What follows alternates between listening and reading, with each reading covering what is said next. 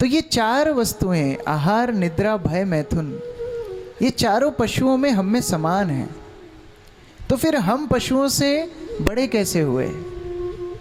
हम बोलते हैं मानव जीवन सबसे उत्कृष्ट है। हम दिन भर अगर खाने में, सोने में, परिवार के पालन पोषण में और अपनी सुरक्षा में लगे रहें तो फिर पशु तुल्य तो हमारा जीवन हो गया। सामान्य एतद पशुभिर नराणाम, लेकिन धर्मो ही तेषाम अधिको विशेषो धर्मेन हीनः पशुभिः समाना। ये धर्म ही तो है जो हमको पशुओं से उच्च बनाता है।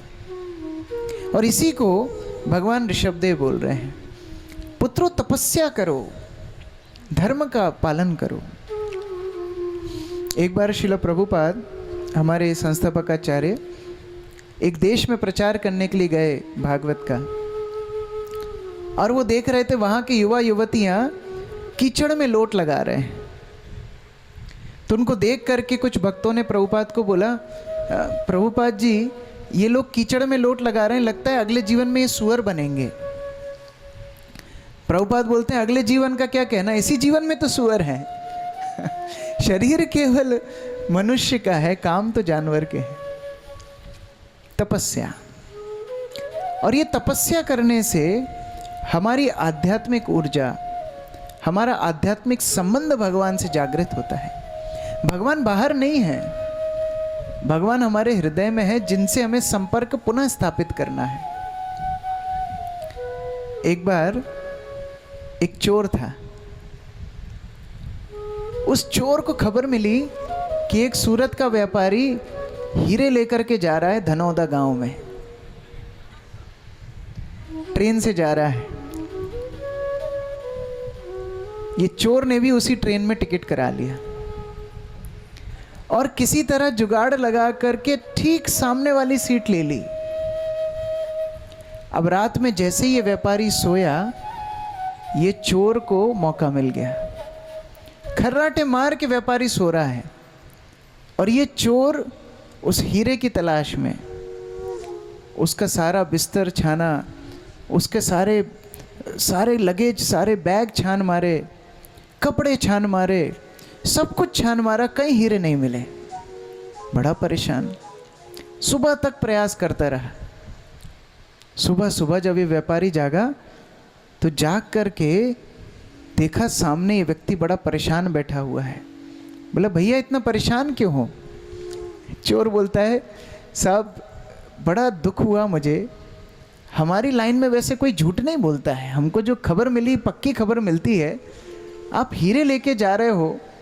मैं रात भर ढूंढता रहा, मुझे हीरे नहीं मिले, इतना बता दो रखे कहाँ थे, बस चाहिए नहीं। ये व्यापारी बोला मैं भी सूरत का व्यापारी हूँ, मुझे मालूम है कैसे लोग चोरी करते हैं। मैंने हीरे रखे तुम्हारे तकिए के नीचे, मुझे पता था सब जगह ढूंढोगे, अपने तकिए के नीचे नहीं ढूंढोगे। भगवान हमारे हृदय में बैठे हुए हैं। बड़ी तीर्थ यात्रा हम करते हैं, अलग अलग जगह आनंद को ढूंढते हैं, अलग अलग प्रयास करते हैं सुखी होने के, लेकिन वास्तव में आनंद हमारे हृदय में है। यदि धर्म का पालन करें तो हम भगवान से अपने संपर्क को पुनः स्थापित कर सकते हैं। यही ऋषभदेव बता रहे हैं। और देखो भारतवर्ष का जो शरीर है ना, ये विशेषता तपस्या के लिए बना है। विदेशों का शरीर भोग शरीर है, भारत का शरीर ये तपस्या का शरीर है। आप लोग दोपहर में यहाँ नीचे बैठ करके कथा सुन रहे हो, ये तपस्या है। और ये तपस्या केवल भारतवासी आराम से कर सकते हैं। इसीलिए भारत भूमित हैल मनुष्य जन्म जार, जन्म सार्थक करी कर परोपकार। जिनका भारत में जन्म हुआ है, अपने जन्म को सार्थक करें तपस्या के माध्यम से। अच्छा, ऋषभदेव के पुत्रों ने पूछा पिताजी आप ही ऐसे प्रवचन देते हो कि बाकी पिताजी लोग भी देते हैं? आप ही हमको दे रहे हो कि तपस्या का प्रवचन? बाकी पापा लोग तो बोलते हैं खूब मजे करो, मौज करो। भगवान ऋषभदेव बताते नहीं, वो पिता नहीं है। गुरु न सस्यात् स्वजनो न सस्यात् पिता न सस्यात् जननी न तस्यात् दैवम न तत्स्यान् न पतिश्च तस्यान् न मोचयेत यत् समपेति मृत्युम। वो गुरु गुरु नहीं है जो अपने शिष्य को भगवत ज्ञान ना दे। वो पिता पिता नहीं है जो अपने बच्चों को भगवत ज्ञान ना दे। वो पिता नहीं है। वो जननी जननी नहीं है जो भगवान के समीप ना ले जाए। वो संबंधी संबंधी नहीं है जो भगवान के समीप ना ले जाएं। सारे के सारे संबंधों की सार्थकता तब है जब हमें भगवान के निकट ले जाने में मदद करे, नहीं तो बंधन ही है। उदाहरण, बलि महाराज के गुरु थे शुक्राचार्य। बलि महाराज को भगवान को समर्पण करने से रोक रहे थे, बलि महाराज ने त्याग दिया। लोग बड़ा डरते हैं, अरे हमने तो फलाने गुरुजी बना लिए, अब क्या होगा। नहीं, अगर भगवान के निकट गुरु नहीं ले जा रहा है तो वास्तविक गुरु नहीं है, वो ढोंगी है, पाखंडी है, उसका त्याग करना चाहिए। सजनों न तस्यान, गोपियों ने अपने स्वजनों का त्याग किया कृष्ण के लिए। पिता न सस्यान, प्रहलाद का चरित्र, हिरण्यकशिपु पिता थे, त्याग दिया। जननी, भरत महाराज ने कैकेयी का त्याग किया। पति, वृंदावन में ब्राह्मण पत्नियों ने पतियों का त्याग कर दिया कृष्ण को प्राप्त करने के लिए। तो ऐसे अनेक अनेक उदाहरण हैं। भगवान ऋषभदेव बड़े सुंदर प्रवचन दिए और उसके बाद भगवान ऋषभदेव वनप्रस्थ लेकर के वन में चले गए। बड़े विशेष रूप लिया, अवधूत का रूप। ना कोई वस्त्र है, ना अलंकार, ना कोई अनुयायी, एकांत अकेले घूमते हैं। गांव के लोग सोचते हैं कोई पागल है, कोई पत्थर मारता है, कोई अपशब्द बोलता है, कोई झूठा खाना फेंक देता है, बच्चे पीछे पीछे दौड़ लगाते हैं, बड़ा अपमान करते हैं। लेकिन भगवान ऋषभदेव को तो बाह्य चेतना ही नहीं है। देखो, अगर अंदर संतुष्टि हो तो बाहर कोई कितना ही बोलता रहे, आपको उससे अंतर नहीं पड़ेगा और सबकी सुनोगे तो कुछ नहीं कर पाओगे। बड़ी सुंदर कहानी है। एक बार एक पिता और पुत्र गधे पर बैठ करके जा रहे थे।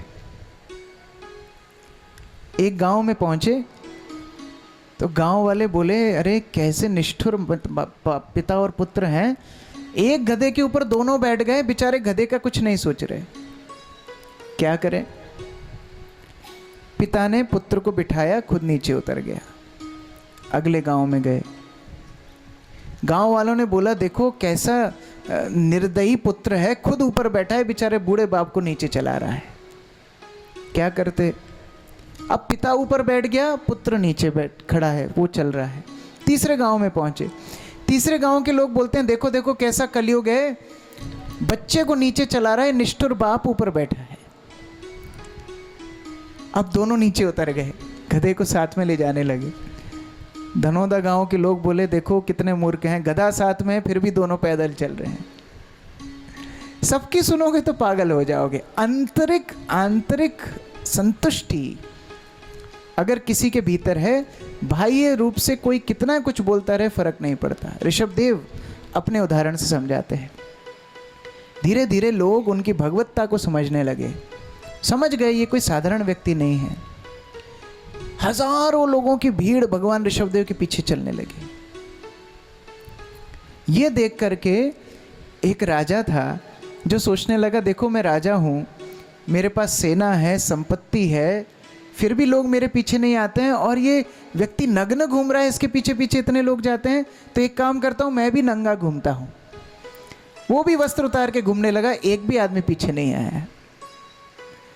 भगवान का अनुकरण करने से नहीं, भगवान का अनुसरण करना है। अनुकरण अनुसरण में बहुत अंतर होता है। श्रील प्रभुपाद बताते हैं कि जब भगवान ऋषभदेव अपना मल त्याग करते थे तो मीलों दूर तक सुगंध आती थी, पुष्प की, इत्र की। अगर किसी को ऐसा लगे कि वो भगवान है तो सुबह सुबह थोड़ा सूंघ करके देख लेना, अपने आप स्पष्टीकरण हो जाएगा हम भगवान नहीं हैं। भगवान ऋषभदेव ने वन में जा करके दावाग्नि में अपने शरीर का त्याग किया। यहाँ भरत महाराज राजा बने, बड़े प्रतापी राजा हैं, समर्थ राजा हैं, ससागरात सबके ऊपर शासन कर रहे हैं। लेकिन भगवान के अंदर इतनी रति है, इतनी रति है कि सारी वस्तुओं से अपने आप आसक्ति छूटती जा रही है। देखो जब कोई बड़ी चीज पकड़ता है ना तो छोटी चीज अपने आप छूट जाती है।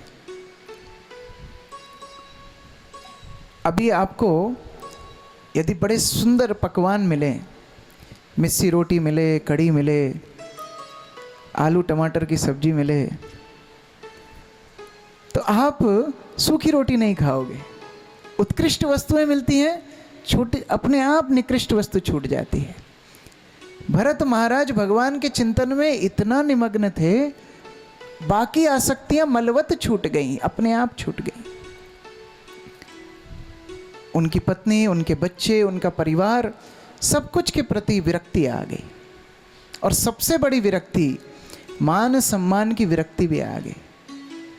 अभी राजा का भाव नहीं है, एक सामान्य योगी बनकर के वन में चले जाते हैं। देखो बाह्य रूप से लोग सब कुछ त्याग देते हैं, लेकिन मान सम्मान की प्रत्याशा नहीं छूटती। अध्यात्म में आने के बाद भी एक बार इस तरह कथा चल रही थी, एक व्यक्ति ने दान दिया, तो जो आयोजक थे उनको बोला देखो भैया हमारा दान जो है ना ये गुप्त दान है, किसी को बताना मत। ठीक है, अच्छी बात है, गुप्त दान है। थोड़ी देर बाद उसके पेट में तितलियां उड़ने लगी। बोलता है गुप्त दान तो है, फिर भी माइक पे बोल दो कि इतने रुपए का गुप्त दान आया है, इतना तो बोल दो। ठीक है, आयोजकों ने बोला माइक पर अमुक अमुक दान आया है, गुप्त दान है, जिसने दान दिया है गुप्त रहना चाहते हैं। फिर थोड़ी देर बाद बोला एक काम करो, इतना बोल दो जिन्होंने दान दिया है वो स्टेज पे ही बैठे हुए हैं, इतना बोल दो। स्टेज पे तो बहुत लोग बैठे हैं। ठीक है, आयोजक ने ये भी बोल दिया भाई ये जो गुप्त दान दिया है स्टेज पे ही बैठे हैं। फिर थोड़ी देर बाद हुआ, बोलता ये बोलो स्टेज में दाहिनी ओर बैठे हैं। ठीक है, दाहिनी ओर बैठे। और लास्ट में बोल ही दिया अरे बोल दो दाहिनी ओर से तीसरी कुर्सी जो लगी है उस पे ही बैठे हैं, गुप्त दान है। मान सम्मान की प्रत्याशा छूटती नहीं है। भरत महाराज सर्वस्व छोड़ के, आज चक्रवर्ती सम्राट थे जिनके नाम पे हमारे देश का नाम भारत पड़ा, वो भरत महाराज सब कुछ छोड़ के एकांत में एक कुटिया बना करके भगवान का भजन कर रहे हैं। और भजन में इतने परिपक्व कि भगवान का नाम लेते ही आंसू आते हैं, भगवान के नाम लेते ही कंपन होने लगता, कंठ अवरुद्ध हो जाता। ये भगवान के भजन की पराकाष्ठा है। कई लोग तो नाम लेने के नाम से रोते हैं, वो बात अलग है। उनको बोलो जप करना है तो रोने लगते हैं, वो नहीं। भगवान का नाम ग्रहण मात्र से आंसू में, भगवान के विरह में आंसू आने लगे, भगवान के विरह में कंपन होने लगे, सारा शरीर स्थिर पड़ जाए, ये भाव स्तर होता है। भरत महाराज उस स्तर पे पहुंच गए। और एक दिन क्या देखते हैं, सुबह सुबह एक शेर जोर से दहाड़ता है, और जैसे ही शेर दहाड़ता है एक हिरणी, गर्भवती हिरणी उस शेर की दहाड़ सुन के भागती है, नदी को पार करने का प्रयास करती है और इस श्रम में अपने बच्चे को जन्म दे देती है। लेकिन इस श्रम में, इस भय में उसका देहांत हो जाता है। अब हिरणी की मृत्यु हो गई और नवजात हिरण का बच्चा वहां पर पड़ा हुआ है। भरत महाराज सोचने लगे अब इस हिरण के बच्चे को कौन पालेगा। यहां से भरत महाराज के जीवन में एक नया मोड़ आ गया। देखो जब हम ये सोचते हैं कि हम किसी का पालक हैं, हम किसी के रक्षक हैं, ये माया की शुरुआत है। एक महान संत हुए श्रीधर स्वामी, गृहस्थ जीवन में थे, इच्छा थी संन्यास लेने की। उनकी पत्नी गर्भवती थी। सोचा जैसे ही बच्चे का जन्म होगा मैं संन्यास ले लूँगा। बच्चे का जन्म हुआ, माता की मृत्यु हो गई। अब सोचने लगे कि ये नवजात शिशु को छोड़ करके कैसे जाऊं। जैसे ही इस तरह विचार कर रहे थे, एक अंडे से छिपकली का बच्चा बाहर आया और बाहर आते ही एक कीड़े को खा लिया। श्रीधर स्वामी सोचने लगे, ये अभी अभी जन्म लिया बच्चा, इसको किसने खाना सिखाया, इसको भोजन किसने भेजा। यदि भगवान एक छिपकली के बच्चे को भूखा नहीं रख सकते हैं, मेरे बच्चे को भूखा रखेंगे। उसी क्षण संन्यास लेकर के चले गए। और उसी समय एक दंपति जिनके बच्चे नहीं थे, वो वहां से आते आते एक बच्चे के रोने की आवाज़ सुनते हैं, उस बच्चे को गोद ले लेते हैं। भगवान सबका पालन करते हैं। यहाँ भरत महाराज सोच रहे हैं, इस बच्चे की रक्षा कौन करेगा। हिरण के बच्चे को अपने आश्रम में ले आते हैं, देखभाल करते हैं, स्नान कराते हैं, भोजन लाते हैं। धीरे धीरे हिरण के प्रति इतने आसक्त हो जाते हैं कि अपने ही भजन को भूल जाते हैं। देखो, मदद करो, लेकिन इतनी मदद मत करो कि अपने आप के भजन को भूल जाओ। ये आसक्ति है। वो हिरण के बच्चे को बचाते, भोजन कराते और फिर हिरण के झुंड में छोड़ देते, तब तक तो ठीक था।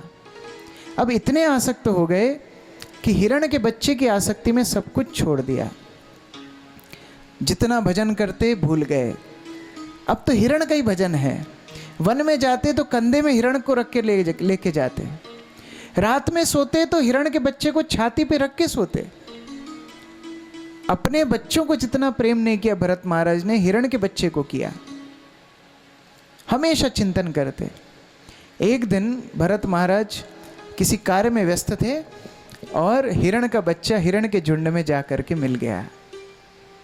बस ऐसी दुर्गति भरत महाराज की हुई। वन वन भटक रहे हैं, वृक्षों से पूछ रहे हैं कि हिरण का बच्चा कहाँ है। वो हिरण का बच्चा मुझ पर निर्भर था, आज मैं उसके साथ नहीं, उसका पालन कौन करेगा। भूमि को बोल रहे हैं, भूमि तुम कितनी भाग्यशाली थी कि हिरण का बच्चा तुम्हारे ऊपर चल रहा था। लगभग गोपियों के गीत जैसा ही है ये। गोपियों ने भगवान के लिए गाया था और यहां पर भरत महाराज हिरण के लिए गा रहे हैं। आसक्ति, आसक्ति है, जा नहीं सकती, बड़ी आसानी से आ जाती है। अच्छा, भरत महाराज तो हिरण से आसक्त हुए, हम तो ऐसी ऐसी तुच्छ वस्तुओं से आसक्त होते हैं कि हमको खुद को हंसी आती है। कैसी तुच्छ वस्तुओं से हम आसक्त हो जाते हैं। माताएं विशेषता घर में पॉलिथीन इकट्ठा करना, फटे कपड़े इकट्ठा करना, कचरा इकट्ठा करना, जमा जमा के ऐसे रखती हैं जैसे कोई कुबेर का खजाना हो। मरते समय यही कचरा याद आएगा। भरत महाराज की अवस्था इस तरह है। आसक्तियां, और ये आसक्तियां बढ़ती जाती हैं, ये कम नहीं होती। बड़ी सुंदर कथा भक्त लोग सुनाते हैं। एक बार नारद जी भगवान को बोलते हैं, भगवान आप बड़े निष्ठुर हो। भगवान बोलते हैं, क्यों? ये आपकी जीवात्माएं इतना कष्ट भोग रही हैं भौतिक संसार में, आप इनको उद्धार क्यों नहीं करते? इनको उद्धार करो, सबको अपने धाम में ले आओ। भगवान बोलते, नारद एक काम करो, तुम जाओ, जो इच्छुक हो उसको लेकर के आओ, जितनों को इच्छुक है सबको लेके आओ।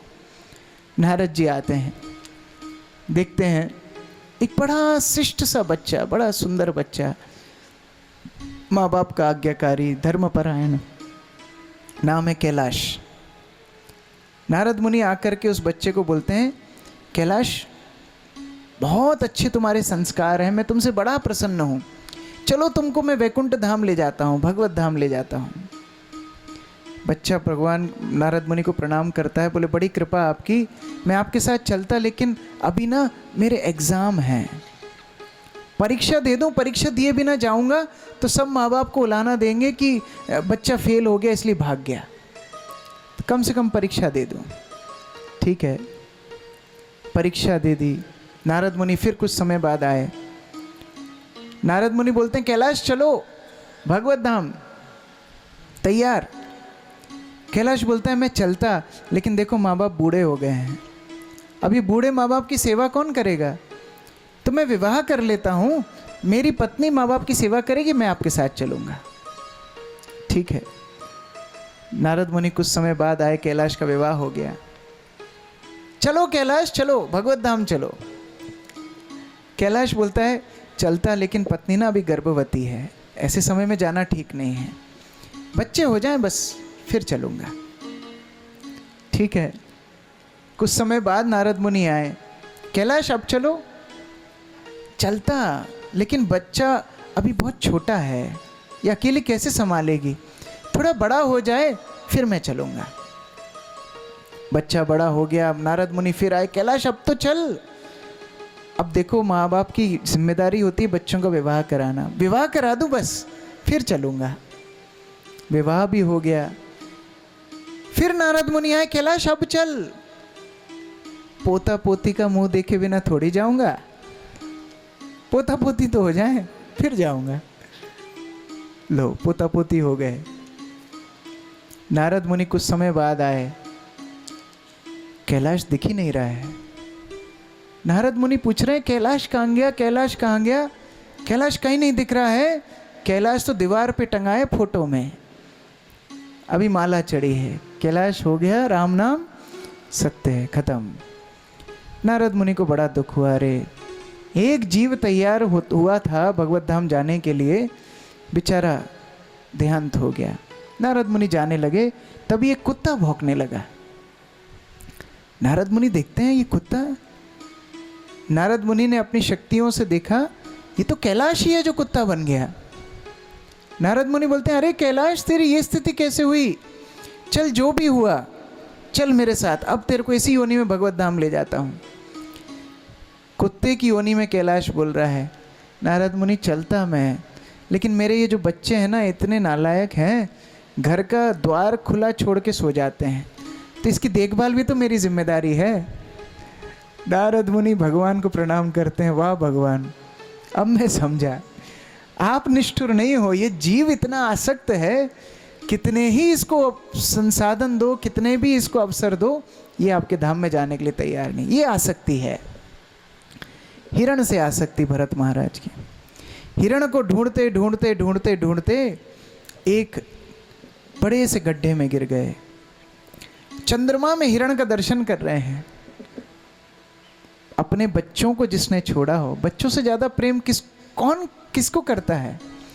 अपने बच्चों को भरत महाराज छोड़ के आए और यहाँ हिरण के बच्चे से आसक्त हो गए, और वही चेतना में शरीर त्यागा, इसलिए अगला जन्म मिला हिरण का। यम यम वापी स्मरण भावम त्यजन्ते अंत कलेवरम। अंत समय में जो भाव रहेगा वही अगला जन्म हो जाएगा। हिरण बन गए। लेकिन भगवान की कृपा देखिए, क्योंकि भक्ति की थी, पिछले जन्म की स्मृति थी, उन्हें याद था कि मैं भरत था, कैसे हिरण से आसक्त होकर हिरण बन गया। तो इस जन्म में हिरण की योनि में आने के बाद भी अब आसक्ति को हर तरह से छोड़ना चाहते हैं। जिस हिरणी से जन्म लिया उस हिरणी को छोड़ दिया, जिस स्थान में जन्म लिया उस स्थान को छोड़ दिया। ऋषि मुनियों की कुटिया के पास रहने लगे, हरी घास भी नहीं खाते हैं, सूखी घास खाते हैं। इस तरह हिरण के शरीर में अपना जीवन बिताया, और भगवान की कृपा से तीसरा जन्म भरत महाराज को मिला मनुष्य का।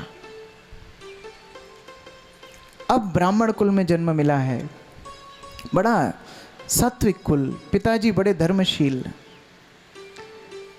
बचपन से बड़ा प्रेम पिताजी भरत महाराज को करते।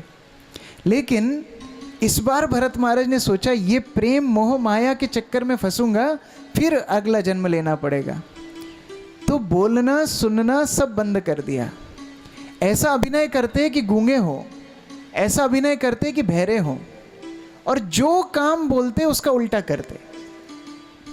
पिताजी बोलते कि बेटा शौच जाने के बाद हाथ धोना चाहिए, ये पहले हाथ धो के फिर शौच जाते थे, उल्टा काम करते थे। क्यों भाई? कोई काम अच्छे से करोगे तो आदमी और करवाएगा और सिखाएगा, इससे अच्छे झंझट में पड़ना ही नहीं है। पिताजी ओम का उच्चारण करना सिखाते हैं, ब्राह्मण को कम से कम गायत्री मंत्र तो आना चाहिए।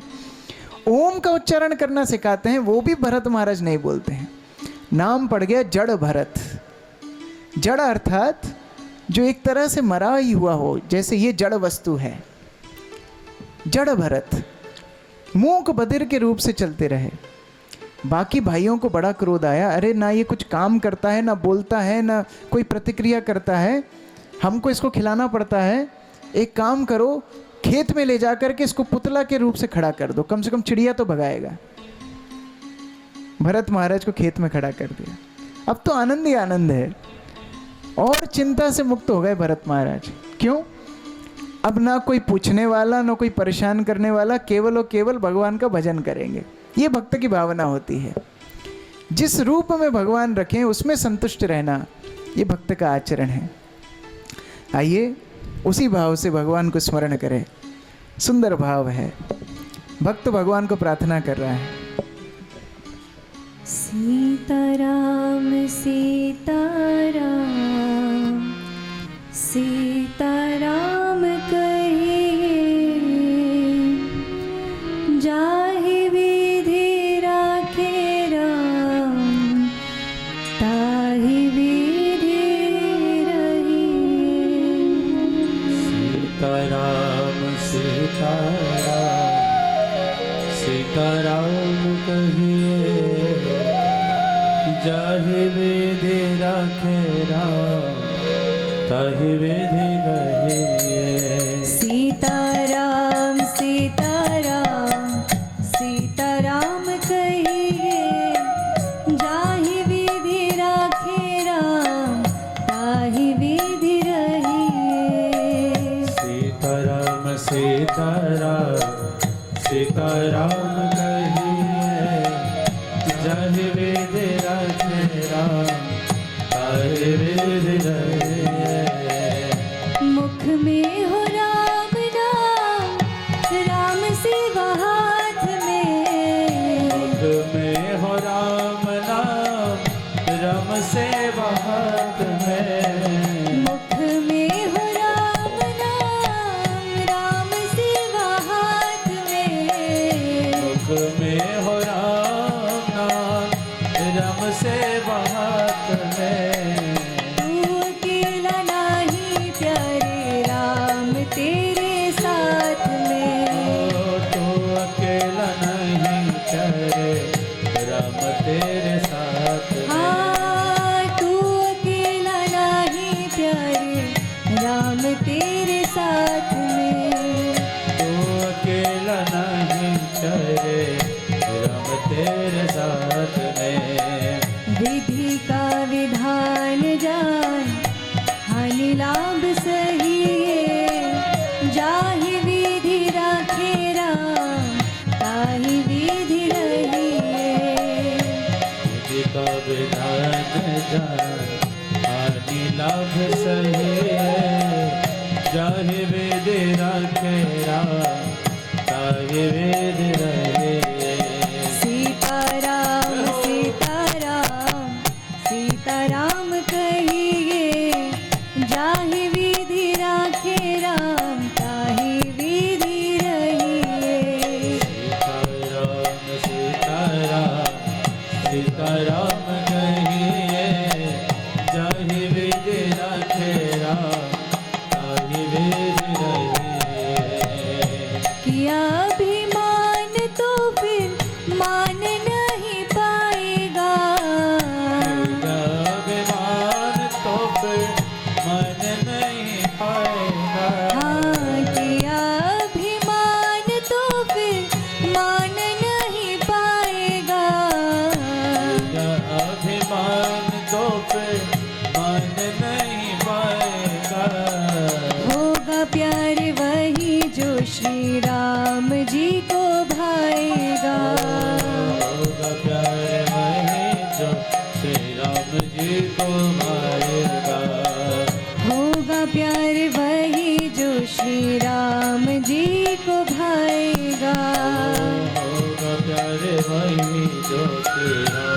जी को भाएगा। फल आशा त्याग शुभ कर्म करते रहिए, जाहि विधि राखे राम ताहि विधि रहिए। आशा त्याग शुभ कर्म करते रहिए, जाहि विधि राखे राम ताहि विधि रहिए। सीताराम सीताराम सीताराम कहिए, जाहि विधि राखे राम ताहि विधि रहिए। गाइए सभी लोग। सीताराम कहिए, जाहि विधि राखे राम। जिंदगी की डोर सौंप हाथ दीनानाथ के, जिंदगी की डोर सौंप हाथ दीनानाथ के। जिंदगी की डोर सौंप हाथ दीनानाथ के। जिंदगी की डोर सौंप हाथ दीनानाथ के। महलों में राखे चाहे झोपड़ी में वास दे, महलों में राखे चाहे झोपड़ी में वास दे। महलों में राखे चाहे झोपड़ी में वास दे। महलों में राखे चाहे झोपड़ी में वास दे। धन्यवाद निर्विवाद राम राम कहिए, जाहि विधि राखे राम ताहि विधि रहिए। धन्यवाद निर्विवाद राम राम कहिए, जाहि विधि राखे राम ताहि विधि रहिए।